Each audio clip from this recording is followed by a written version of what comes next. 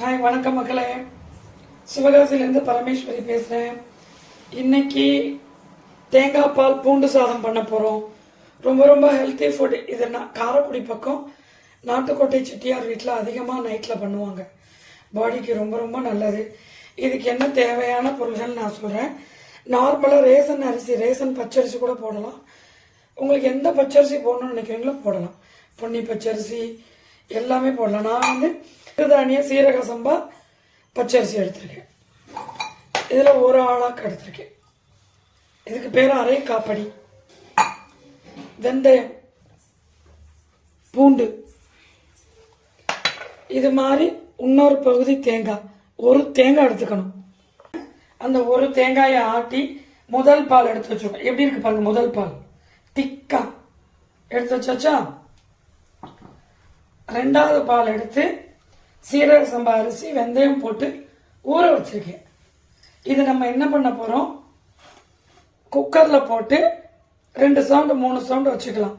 நான் இந்த உலக்கில் ஒரு உலக்கு அரிசி எடுத்த 3 உலக்கு தண்ணி விட்டுருக்கேன். குலைவா சாதம் இருக்கும். இது பாருங்க, உப்பு போட போறோம். இது பாருங்க, பூண்டு போட போறோம். பூண்டு போட்டாச்சு, அவ்வளோதான். சாப்பாடு ரெடி. அடுப்பில் வச்சு 2 சவுண்டு 3 சவுண்டு வச்சு இறக்குனீங்கன்னா சாப்பாடு ரெடி. அதுக்கப்புறம் முதல் பாலை விட்டு கலந்து சாப்பிடணும். அவ்வளோதான், ரெடி ஆயிடுச்சுங்க.